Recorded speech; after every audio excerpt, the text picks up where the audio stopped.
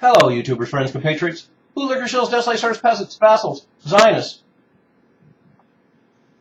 I'm a useful idiot, and today I would like to talk about Israel and Syria. And three little stories came out this week that all have somewhat of a common thread, besides, of course, their involvement of Syria and Israel.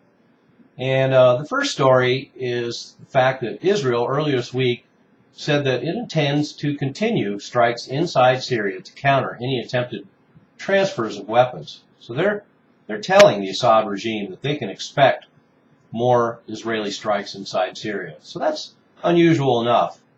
But it's very unusual for the Israelis to say, quote, if Assad retaliates, he will risk forfeiting his regime, for Israel will retaliate, unquote.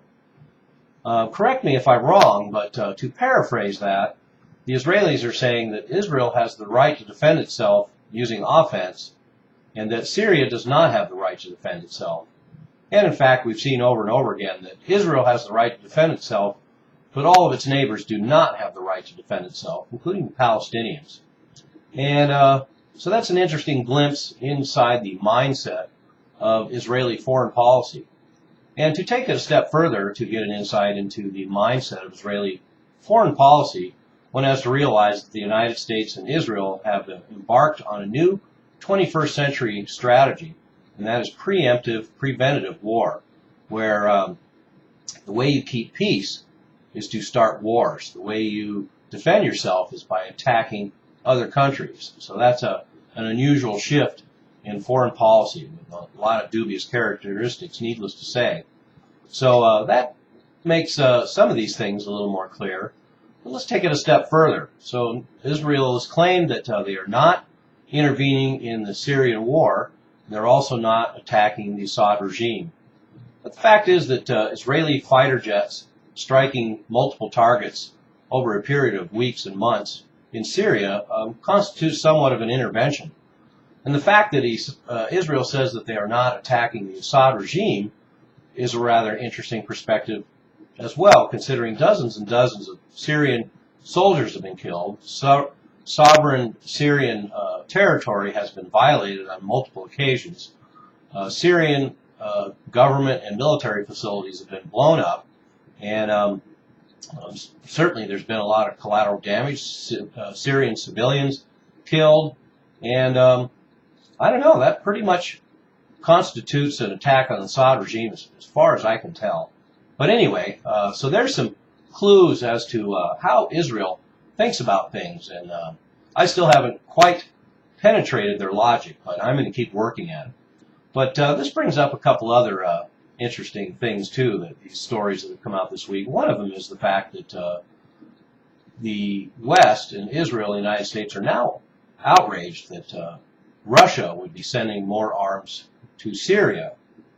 And so here we go with a little more hypocrisy, because apparently it's all right for Qatar and for the United States and for Saudi Arabia and for Israel and for Turkey and for the Eurozone all to arm all sorts of different factions in Syria, but it's not all right for the Russians to supply arms to the legitimate government in Syria. So that's rather perplexing, but we're used to that sort of thing. And then last but not least is the story that just came out about Syria. The rebels have captured areas where they have found torture chambers. And of course this is no surprise. This is a very brutal region, a lot of brutal regimes, and in fact many of the regimes that the United States supports use the same methods that Syria uses, including Saudi Arabia and Bahrain. And certainly that's going on in Iraq now as well. But more importantly, my question is, I wonder if the torture chambers that they found in Syria are the same ones that the United States and the CIA used to send prisoners, terrorists that they captured around the world, extraordinary rendition, that they specifically sent to Syria for the Assad regime to torture for the United States. So that would be some interesting hypocrisy as well. So there we go. I just wanted to update you on three stories that came out this week about Syria and Israel and the United States that certainly want for more more questions than there are answers. I'm a useful idiot. Don't you be one too.